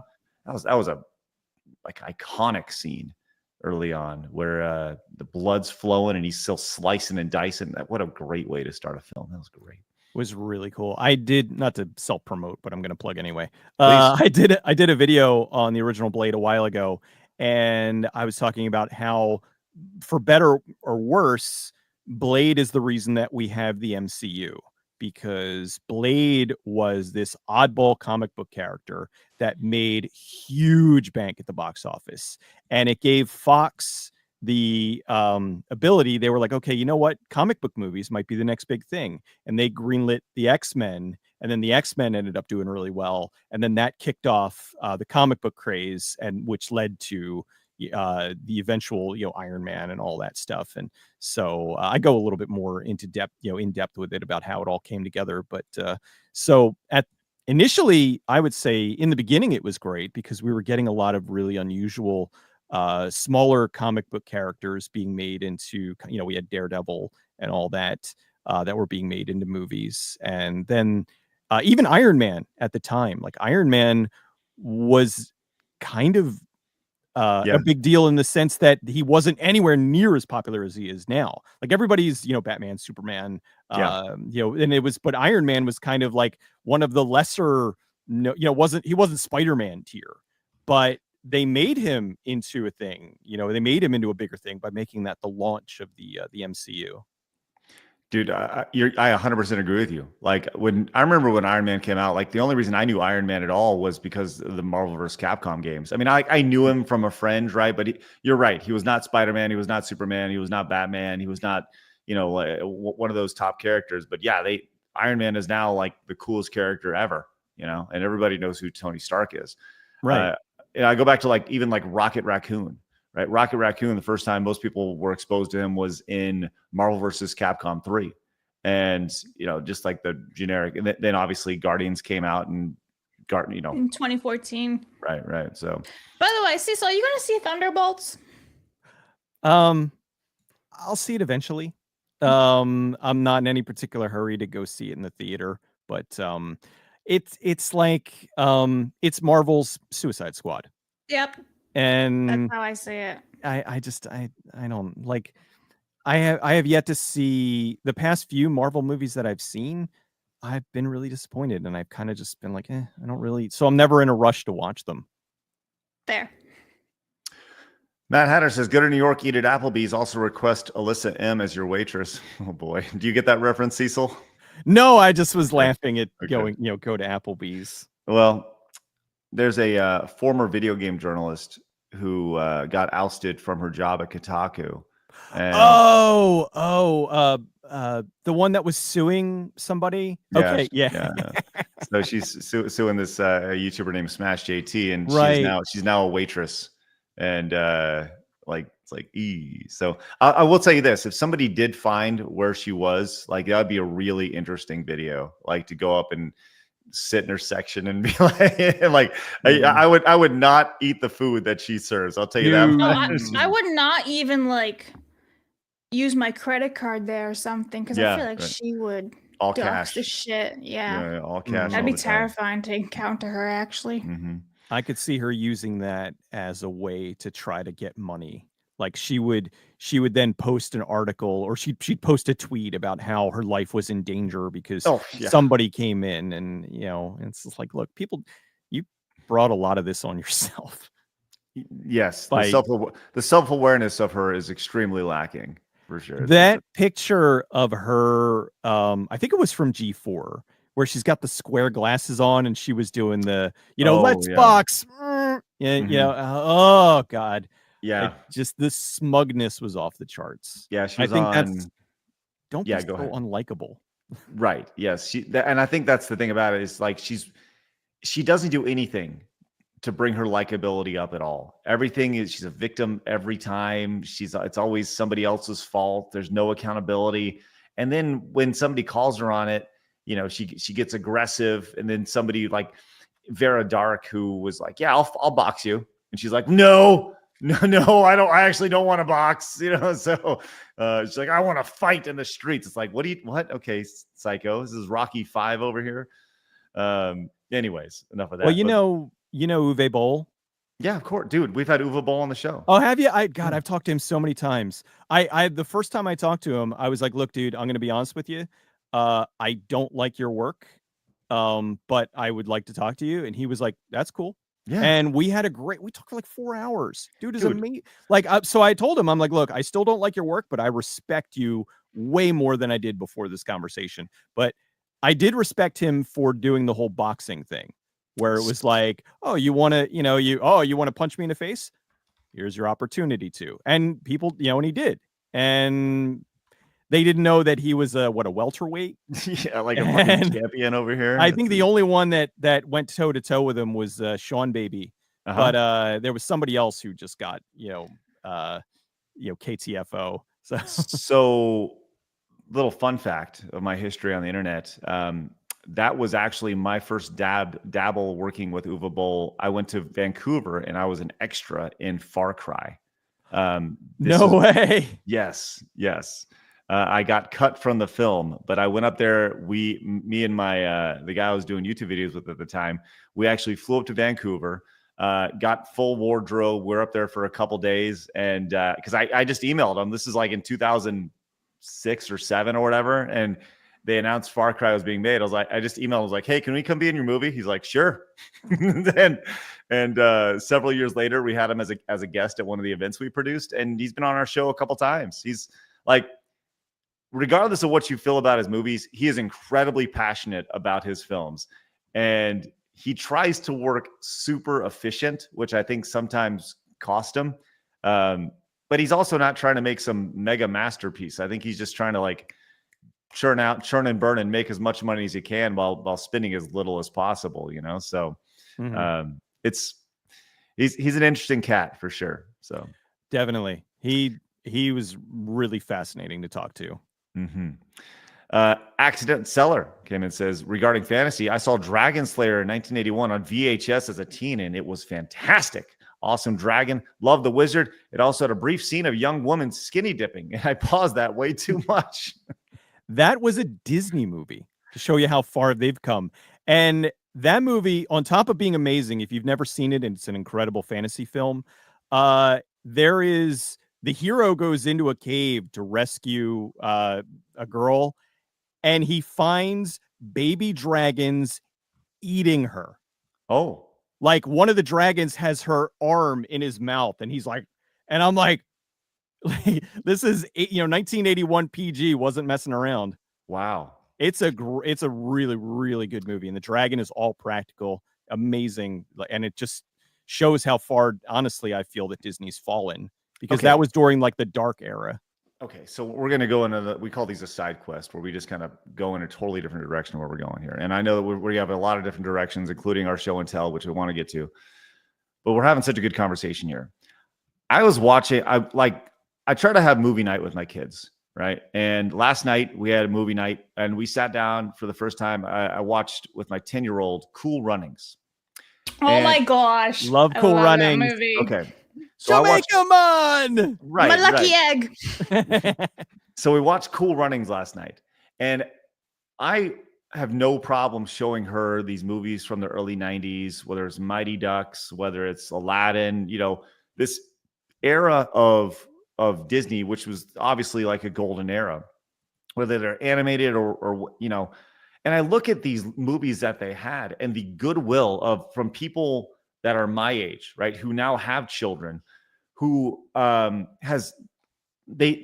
Disney was such an important brand to so many people, I would say our age, right? Growing up, we'd watch these films.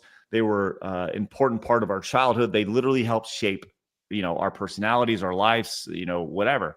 And to see how, as you mentioned, how far Disney has fallen, just with that goodwill, that so many people don't really have a whole lot of interest in Disney products now, and Disney movies now, that they're kind of scrambling. I would love to hear your thoughts on that, Cecil. I'm going to plug again.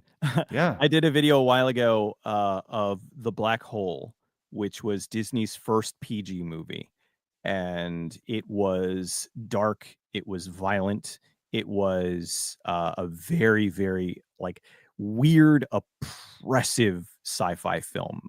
It was very strange, and it is kind of a love it or hate it film. But looking at it from the importantness of it, Disney was losing money hand over fist back then. They were failing, and they were going to go out of business, and they needed to make some changes. And so they decided that they were going to kind of expand beyond, they were still going to make family movies per se, but they were going to make them a little bit more for adults and children. And so they did the Black Hole, and there were people that were protesting. They were mad that how dare Disney do a PG film, and it changed the way that Disney went, because in that direction they did the Black Cauldron, they did a lot of dark, it was during what was called the dark era of Disney.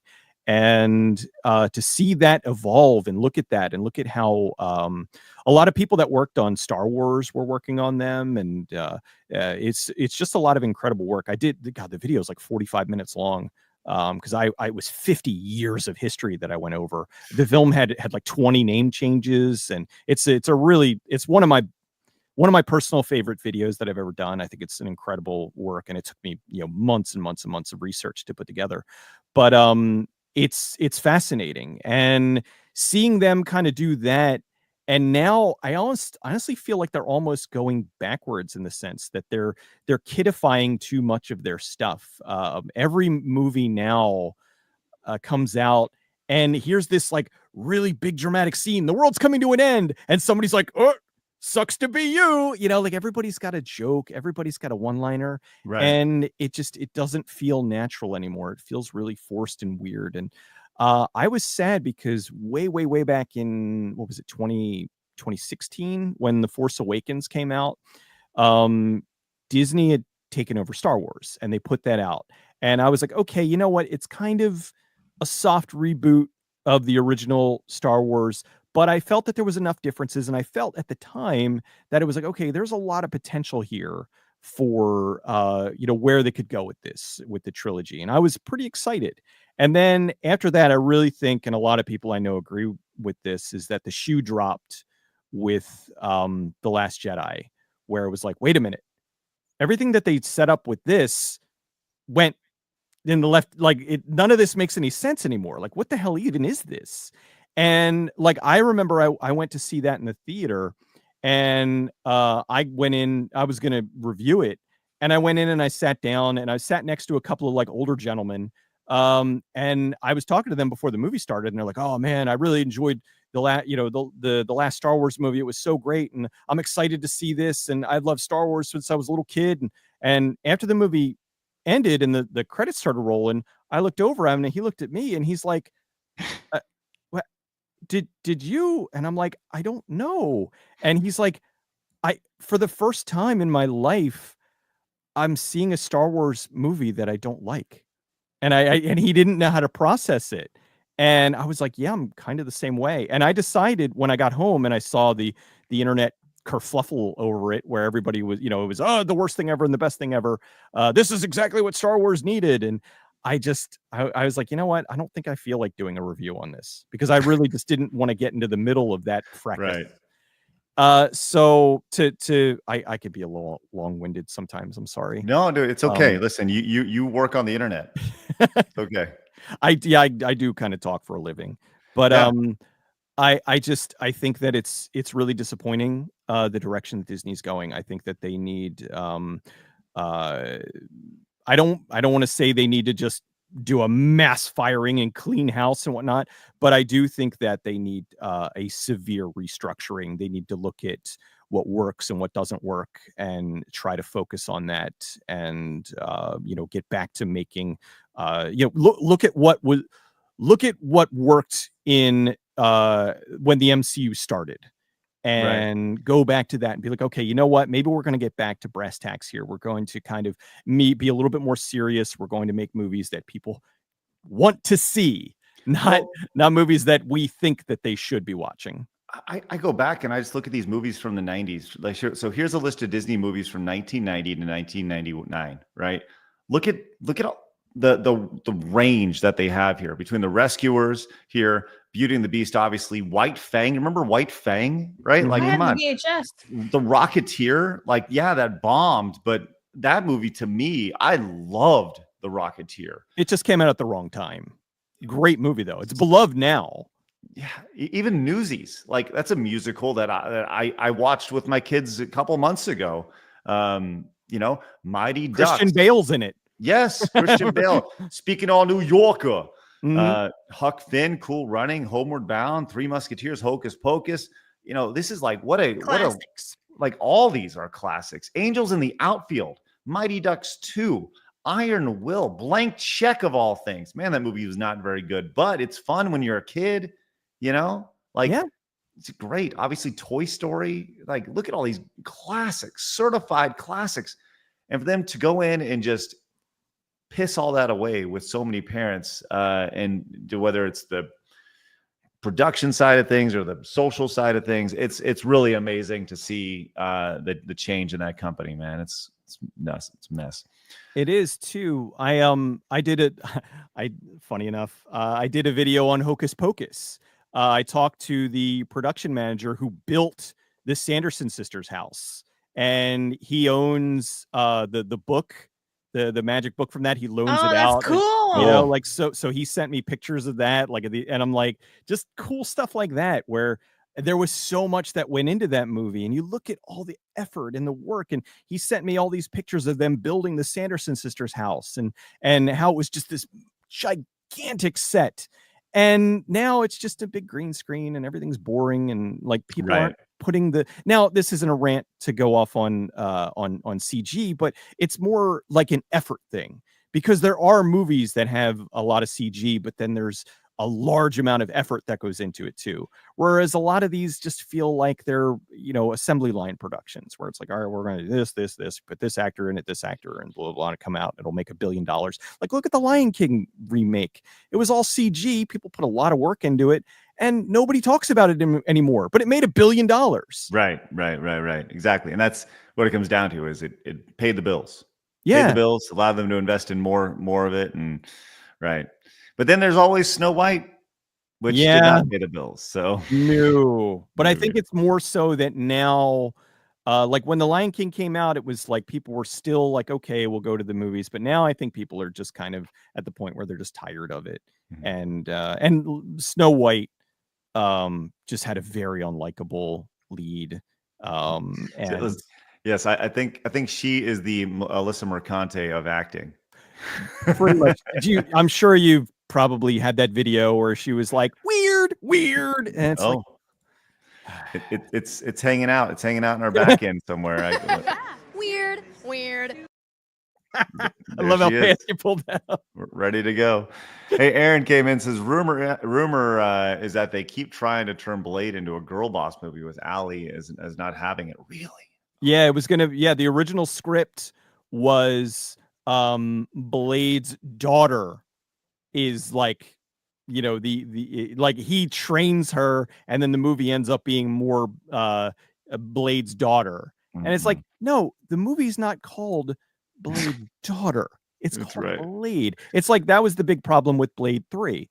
It wasn't called the Night Stalkers, because they were setting Blade 3 up to be a Night Stalkers spinoff, because they were going to go off and they were going to be their own franchise because Blade was ending. But then they ended up making the whole movie with the Night Stalkers. And it's like, no, people paid to see Blade. They didn't pay to see the Night Stalkers. Same thing. Nobody's paying to see Blade. If you made the movie and said, you know, called it Blade, the Daughters, and, you know, gave it a subtitle of some sort, then maybe. But don't like bait and switch people like that. Mercenary says, on break at work, I walked away from The Force Awakens. I saw the writing on the wall and walked out when I saw Luke. I haven't seen any Star Wars to preserve my love for it. A holiday special was better. That's a bold statement, the holiday special being better.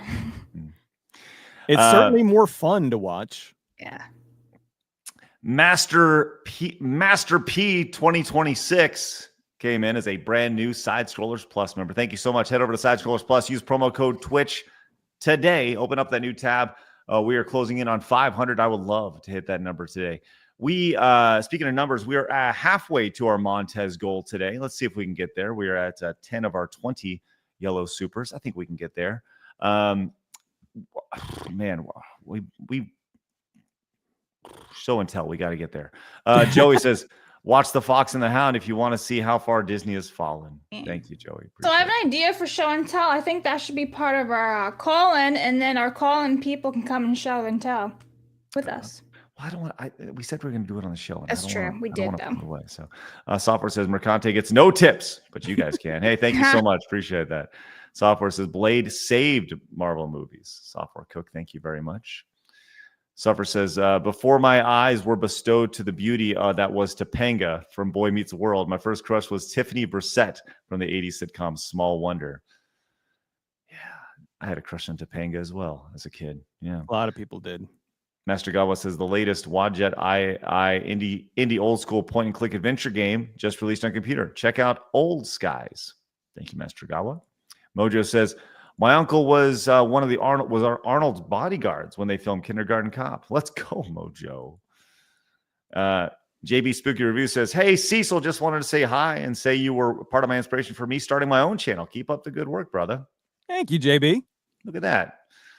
Mojo says, Blabs wants to stay uncultured. Typical Gen Z behavior. At least us boomers try. For shame, Blabs. I'm not Gen Z, though.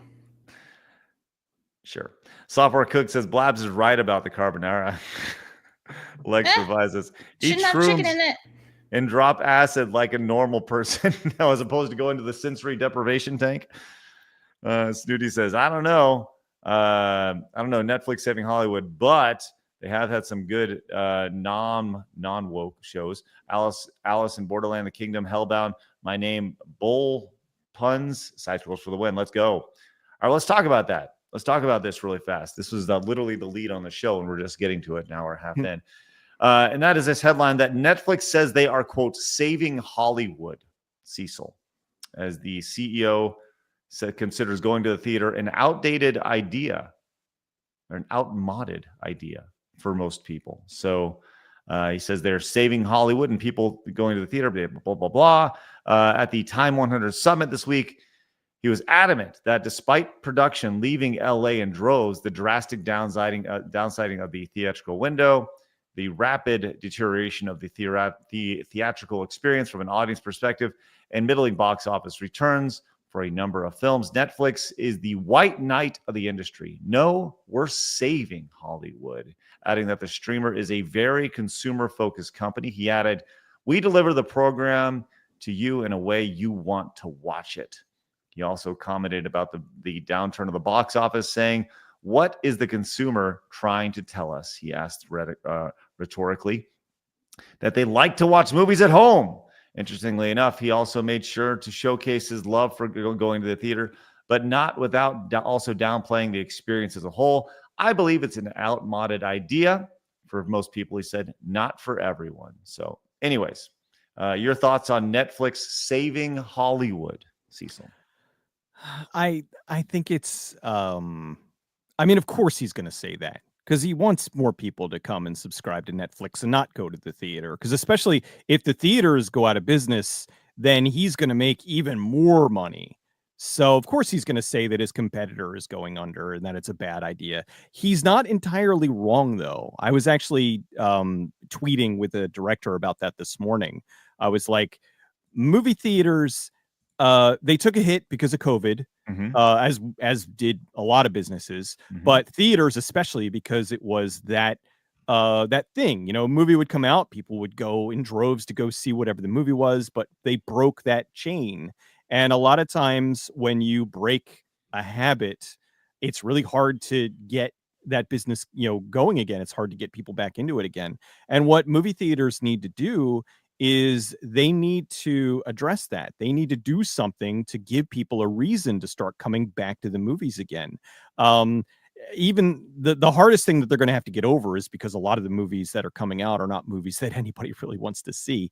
But a good way to counter that would to be start running like some older movies, have like a dedicated night where maybe you'll have like a double feature of some classic films or something. Lower your ticket prices, lower your food prices, for crying out loud. Oh my God, yeah. Actually have ushers there to usher somebody out who's being an asshole. Like just make it an enjoyable experience again. Because I have some fond memories of going to the movies and seeing, and I mean, that communal aspect of when you're watching a scary movie and everybody gets scared at all the right moments, or an action movie where something crazy is happening, and just that excitement that's there that you really don't get from watching something at home alone. And I do think, like, God, I saw The Room in theaters, and it was one of the best experiences I ever had because everybody was losing their mind laughing because you get that just amazing experience. And so I don't want movies to go away or movie theaters to go away, but I think that they need to rethink their business model. They need to really do something to get people back in a theater, or they are going to go away.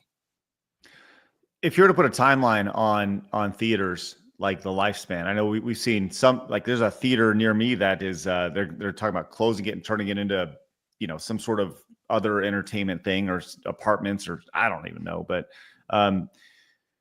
I do think that there is some validity to what he said, right? As far as the way people have viewing movies and just content in general, it's all on their phone. I mean, I don't even know. I'm sure the vast majority of people watching our show today are watching on their phones. But there still is that like magic around going to a theater and the lights going down and hearing, you know, like feeling the sound around you. But you're right. Like, I don't need a $30 popcorn bucket, you know, for all you can eat popcorn, you know? So, all right. We got a couple supers here. Andy came in and says, Christmas special is weird, but at least respectful. You know, it's not respectful. That Connect game that Blabs sent me the other day. Blabs. Oh, what do you mean? Can you pull that up real quick, please? But we'll get hit. Yeah, so you know. don't pull the audio up. Okay. Don't pull the audio all right. up. Let me go in our DMs and find it. B Barrett says, "Mamma mia, it's a me, a Mario." Thank you very much, B Barrett. It's you, B Barrett. And Derek says, "Blabs, I'll take you to real Italian. We're going to Fazoli's." Right. Do you know what Fazoli's is? A restaurant, I guess. It's like quick fast food Italian. It's the best. Thanks. It's good. Anyway, here's the video. You know the one. Everyone knows the one. Look at the screenshot. Right. It's an absolute banger, though. A bop. I love the idea that we'll get hit. Well, you just turn down the music. Look at Han Solo doing his dance moves. I love the idea that Harrison Ford would be in here busting a move right here. I mean, he's not actually, obviously not him, but yeah. Well, yes, I understand it's not Harrison Ford doing the actual moves and the actual motion capture. Although I would pay money to see Harrison Ford in his current state. Can you imagine? Do motion capture for Connect Star Wars. I'm Han Solo. What a bop, though. This is where I did not want Disney didn't need to do this with Star Wars. Like, it's embarrassing. Like, it's like growing up, there were the occasional goofy kind of Star Wars thing, but just seeing Han Solo dabbing, no, nobody needed that. Yeah, nobody needed that, but I will say the song is still a banger, but like I feel like somebody from like the YouTube like bloopers realm could have made that and it would have been fine. But yeah, Disney making a dancing Star Wars game was not really on my bingo card. No. Oh my God. All right. I forgot it even existed. Spectacular. It truly is spectacular. And by spectacular, I mean like in the worst possible way. Remember Star Wars Disco says, where'd it go in the chat? I actually love that. The Star Wars Disco music that came out years ago. Yes. With like R2D2 beep bopping in the background. And it's like, it's so great. That's, yeah. You can dance to that. That's fun. Mystery came in. We are at 11 of our Montez. Says, the only reason I know about that Connect Star Wars game is because of the JonTron episode. Montez, let's go. Thank you so much, Mystery. Appreciate your support. Yeah, JonTron's great. Quick side note, Cecil. Yes. I was scrolling through your X here because you were talking about the conversation you were having with the movie person. I wasn't sure if it was a producer or director, but I stopped and I noticed this. You said you need tree fitty. I need about tree fitty. Are you an Apex Legends player? No. Oh. Okay. No, I just saw. I follow Cheap Ass Gamer because they post really good movie or game deals all the time. Yep. And whenever I have an opportunity to say tree fitty, I jump on it. So okay. Okay. I didn't Yeah. even know if he didn't say that where that was from. I just was like, "Ooh, it's Nessie," you know. So I need about Yes. Good old South Park. That so yeah, Cheapy, who runs Cheap Ass Gamer. I've known him forever. He's a good dude. Good dude. Yeah. Big ping pong player. I bet you didn't know that about Cheapy. I do know that he's like really tall and Yeah. he lives in Japan. Used to. Used to? Oh, yeah, you yeah. So when I went to Japan, I stayed with him, and him and his wife showed me around. He's like great guy. I love him. Anyways, so okay, now that we know that you're not an Apex Legends player, that's okay, because we're trying to get an Apex Legends group together, and we're gonna be doing a little more.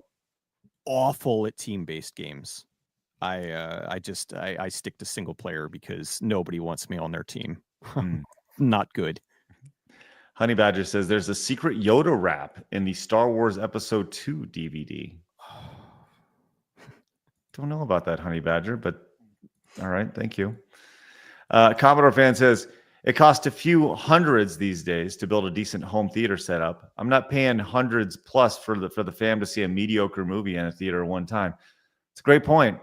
That is true.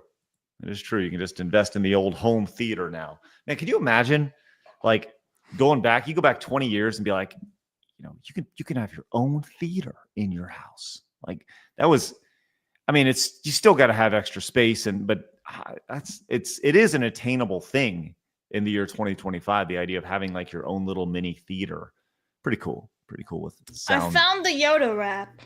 Oh no. I'm not pulling it up.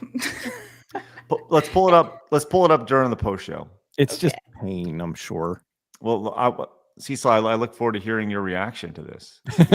Exactly, because pain is, all right. People are coming to see the pain. That's right. So we'll do that exclusively over on Side Scrollers Plus here in just a minute. Once again, use promo code Twitch to get $30 off today only. We're trying to get to 500, so use that promo code right now. We'd really appreciate that. And become a supporter over at Side Scrollers Plus. Grateful Gamer says the plan: destroy theaters through streaming. Demand for theaters skyrockets. Netflix or some Chinese company buys up all the shutdown theaters and brings them back. Deal is made. Netflix in theaters. There was a thing early on in COVID, maybe like 2021, where I think it was AMC was in like above bankruptcy, and Disney was kind of looking at buying the theaters and just making Disney movie theaters. So they would get like 1,000 or whatever theaters across the country that would play exclusively Disney movies. Wow. And that was kind of how they were going to corner that market. I think they might have gotten hit with a anti-competition law or something where they, you know, it was like a movie theater couldn't be owned by the movie studio or something. I don't know what the deal was, but eventually that whole thing fell through, thankfully.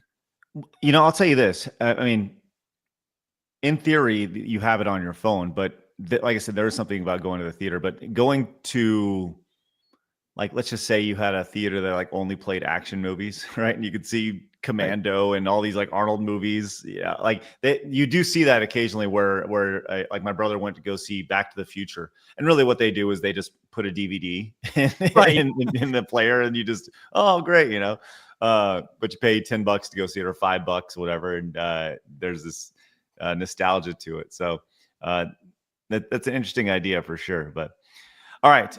Okay. We're going to go over to Plus, but before we do, I do want to do just a brief second. I wanted to do like an hour of this, but we're not. So Blabs, show us something from your collection that is very, very cool. And Cecil, we'll do the same with you in just a second. So Blabs, well, let me go grab. Yes, you go grab it. Blabs, it's your time to shine. Go ahead. Okay. I've already done this on my channel, but it's something quick. And honestly, it doesn't even have to be like super related to Harry Potter because a lot of people like knights and chess. But this is from Noble Collection, which is a replica company. They are licensed with Warner Brothers. They have done a lot of stuff. And they used to be licensed with Disney. They did lots of Pirates of the Caribbean. But this is actually a New York Comic Con exclusive from 2023, I believe. And this is number 293 out of 300. So it was exclusive. And Alex from Geeks and Gamers actually went to a Comic Con for me and picked it up and got it for me as a present. So shout out to Alex over there. Yeah, this is absolutely beautiful in my opinion. And it's like something really subtle for collectors who aren't like super obvious he's collecting Harry Potter, because it is just a knight chess piece. So yeah, and it's a mini one. If you know, Noble Collection makes like the big ass bookend, so this one is a really, really tiny one, a limited edition. Yeah, the end. There you go. The end. I'll go next. Or Cecil, do you have anything with you? Yeah, I do. I mean, you can go next. And then... No. I'll just give you a little more time. Go ahead, buddy. Oh, okay. What you got? Let me see if I can get this on camera. This is from RoboCop 2. Ooh. This is from the bank scene. This is the letterhead that was on the desk in the bank. There's some of the money. There's part of the wall that was broken, and there's one of the nuke canisters. Dude, let's go. Yeah, I'm awesome. big fan of RoboCop 2. So I got that.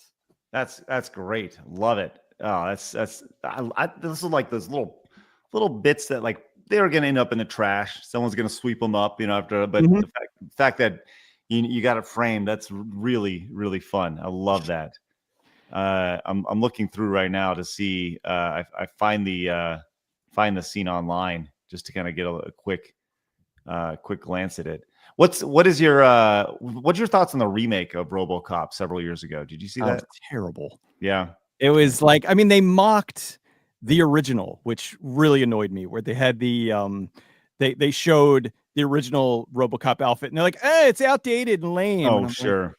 I'm like, come on.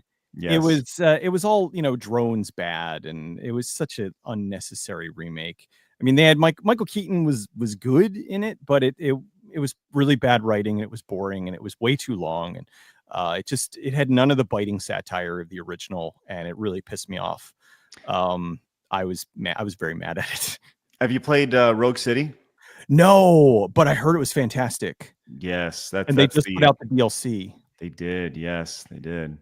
Well, here's mine. I think I've showed this off before, but just from a gaming perspective, this is fairly valuable. I have this is a competition cart from back in the 90s where they would have video game competitions, and there was one for Star Fox. This is the Super Weekend Star Fox edition. You can see it's not for retail there or resale there, right? And this was given to me several years ago, but this is I'd probably go for $3,000, $4,000, $5,000 right now, because it's kind of like one of those. It was given to like Blockbuster to do these tournaments, and then they usually just got rid of them all. They disposed them, but it's pretty fun stuff. The Super Weekend Star Fox cart. So if you're into video game competitions like I am, then there you go. So do you ever play Star Fox at all, Cecil? Yeah, I actually think I was in that competition we had a local Toys R Us where they were doing a score attack, and I went in and I only scored like X. Yeah, I did terribly, but because there were people there that just had been really practicing, and I just went in like to see how I would do, and I ended up getting a Star Fox tumbler that I still have around here somewhere. Let's go. That was really cool. So I loved Star Fox. I was good, but I wasn't like that good. Right. Wasn't that good. So, looking over on price charting, looks like it goes for about $2,500. I saw some people say like get a box for it. There was no box for it, so I got it as loose as it can get. It's all right here. So, all right. Okay, we are going to head over to Side Scrollers Plus now, and we are going to react to the Yoda rap. As well as some I have to go. Yeah, I gotta go. And we'll do a few minutes of call-ins with you guys. So you guys watching over on Kick, thank you guys very much for tuning in. Appreciate you guys. Have a great rest of your day, and we'll see you guys. You guys can join us over at Side Scrollers Plus. Use promo code Twitch to get $30 off your annual membership over there. It's about the same cost as a YouTube membership or a Kick membership or a Rumble membership. So just head over to Side Scrollers Plus and support us over there. Guys, Kick, have a great rest of your day. We'll see you guys later. Bye-bye. You guys hanging out over on Rumble. You guys have a great rest of your day. We'll see you guys over at Side Scrollers Plus. Bye-bye. Bye. And you guys hanging out over on YouTube. Do us a favor. Open up a new tab and find the Good Bad Flicks channel and hit the subscribe button over here. Join and check out Cecil's great content over there if you guys like the stuff you guys have heard from him today. And next, open up a new tab and join us over at Side Scrollers Plus. With that said, remember, people are going to try to keep you down. Don't let them. You guys got a goal. Go get it. You guys have a great rest of your day. Go get outside, touch some grass, and we'll see you guys on Plus very shortly. Have a good weekend. Bye-bye. Fatality. There we go. God.